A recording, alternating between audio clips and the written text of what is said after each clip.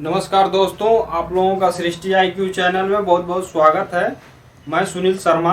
आज हम लोग जानेंगे कि विभिन्न देशों के संसद के बारे में कि उस देश के संसद का क्या नाम होता है। जैसे भारत है तो हम लोग अपने भारत देश के संसद को संसद या अंग्रेजी में बोलेंगे तो पार्लियामेंट बोलते हैं। इस तरह से और भी कंट्री जो हैं कि उनके संसद को क्या बोला जाता है उसके बारे में हम लोग आज जानेंगे। तो चलिए हम लोग शुरू करते हैं। विभिन्न देशों के संसद, फिर इसके बाद आता है देश और संसद का नाम। जैसे अपना भारत है, भारत के जो है कि संसद का नाम जो है कि संसद ही है। इसके बाद आता है रूस, रूस के संसद का नाम ड्यूमा है। फिर इसके बाद आता है उसके आगे जो है कि स्पेन है, स्पेन के संसद को हम लोग कोर्टेस बोलते हैं।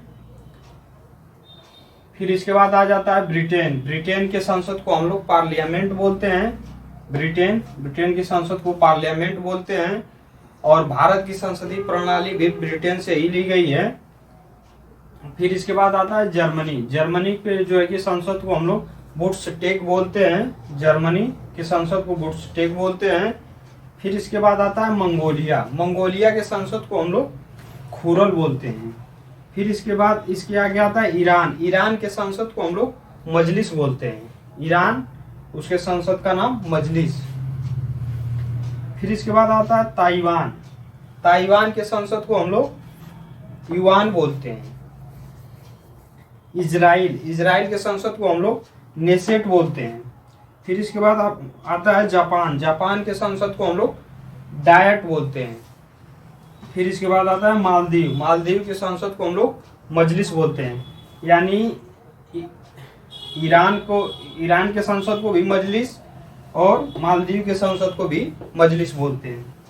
फिर इसके बाद आता है भूटान, भूटान के संसद को हम लोग त्सोंगडू बोलते हैं। फिर इसके बाद आता है पोलैंड, पोलैंड के संसद को हम लोग सोजिंग बोलते हैं। फिर आगे देखते हैं पाकिस्तान, पाकिस्तान के संसद को हम लोग नेशनल असेंबली बोलते हैं। इसके बाद आता है नेपाल, नेपाल के संसद को हम लोग राष्ट्रीय पंचायत बोलते हैं। फिर इसके बाद आता है मिस्र, मिस्र के संसद को हम लोग पीपुल्स असेंबली बोलते हैं। फिर इसके बाद आता है चीन, चीन के संसद को हम लोग जो है कि नेशनल पीपुल्स कांग्रेस बोलते हैं। फिर जो है कि आगे है फ्रांस, फ्रांस की संसद को हम लोग नेशनल असेंबली बोलते हैं। फिर जो है कि बांग्लादेश, बांग्लादेश की संसद को हम लोग जातीय संसद बोलते हैं। फिर इसके आगे आता है आयरलैंड, आयरलैंड के संसद को हम लोग डेल आयरन बोलते हैं। फिर जो है कि अफगानिस्तान, अफगानिस्तान के संसद को शोरा बोलते हैं।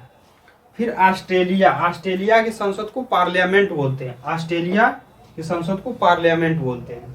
फिर यूएसए यानी यूनाइटेड स्टेट ऑफ अमेरिका, इसके संसद को हम लोग कांग्रेस बोलते हैं।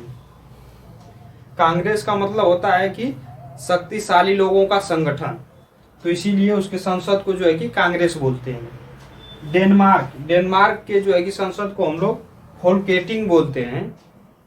इसके बाद आता है कनाडा, कनाडा के संसद को पार्लियामेंट बोलते हैं। इस तरह से जो है कि हम लोगों ने देश और उसके संसद के बारे में देखा है। इसमें से कुछ इंपॉर्टेंट है उसको हम इंडिकेट कर देते हैं।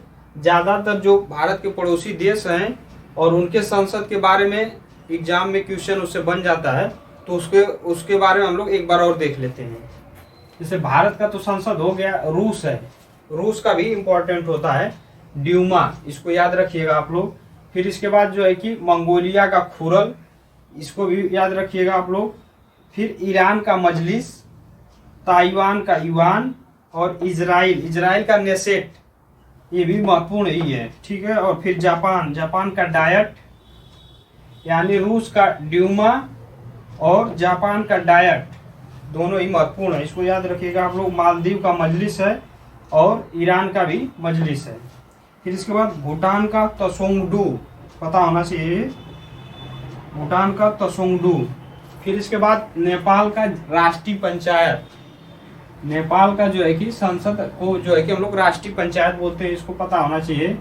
फिर चीन का नेशनल पीपुल्स कांग्रेस, बांग्लादेश का जातीय संसद, और इसके बाद जो है कि अफगानिस्तान का शूरा इम्पोर्टेंट है, और जो है कि यूएसए का कांग्रेस। तो इस तरह से हम लोगों ने जो है कि देश और इनके संसद के बारे में हम लोगों ने जाना है, और ये महत्वपूर्ण टॉपिक है। आप लोग जो है कि इसको वीडियो को 1-2 बार देखेंगे तो आप लोगों को अच्छे से याद हो जाएगा। आज के लिए इतना ही रहने देते हैं। बहुत बहुत धन्यवाद।